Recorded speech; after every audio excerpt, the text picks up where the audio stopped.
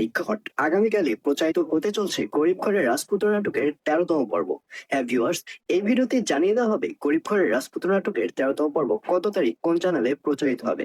সুতরাং ভিডিওটি টানাটানি না করে শেষ পর্যন্ত দেখতে থাকুন এবং যারা আমাদের চ্যানেলে নতুন রয়েছেন অলরাইট চ্যানেলটি সাবস্ক্রাইব করে রাখুন। হ্যাঁ ভিউয়ার্স, এই ভিডিওর শেষেই আমরা জানিয়ে দেব গরিব ঘরের রাজপুত্র নাটকের ১৩তম পর্ব কত তারিখ প্রচারিত হচ্ছে। আর ১৩তম পর্ব আসলে কেউ মিস করবেন না, কারণ এই পর্বে আপনারা দেখতে পারবেন অবশেষে অনিকের অবস্থা আবারও আগের মতো হয়ে যাবে। অর্থাৎ অনিক আবারও পথে বসে যাবে। কারণ বৃষ্টির যে বাবা রয়েছে তাকে দেখা যাবে সে অনিক এবং বৃষ্টিকে ডাকবে এবং বৃষ্টিকে বলবে, বৃষ্টি মা, তুমি কি সিদ্ধান্ত নিয়েছো? তুমি কি অনিকের সাথে সংসার করতে চাও? আর এই কথা শুনে বৃষ্টি বলবে, না বাবা, আমি অনিকের সাথে সংসার করতে চাই না। কারণ অনিকের ঘরে যে বউ রয়েছে এটা অনিক আমাকে না জানিয়ে আমার অর্থ সম্পদ দেখে বিয়ে করেছে। অনিক আমার সাথে বাটপারি করেছে, চিটারি করেছে। সুতরাং আমি অনিকের সাথে আর সংসার করতে চাচ্ছি না।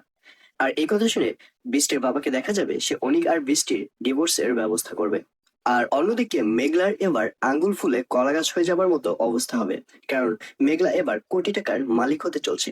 শালিমা বিল্ডার্স গ্রুপের মালিক হতে চলছে মেঘলা। কারণ মেঘলার যে আসল বাবা মা তারাই হচ্ছে শালিমা বিল্ডার্স গ্রুপের মালিক।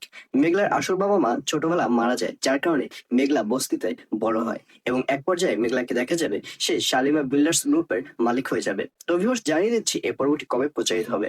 গরিব ঘরের রাজপুত্র নাটকের ১৩তম পর্ব প্রচারিত হবে আগামীকাল ৪ তারিখ, অর্থাৎ ৪ এপ্রিল শনিবার দুপুর ১২টার সময় শুধুমাত্র কারু হিম ইউটিউব চ্যানেলে। তো ভিউয়ার্স, কারা কারা ওয়েট করছেন নাটকটি দেখার জন্য অবশ্যই কমেন্টে লিখে পাঠান।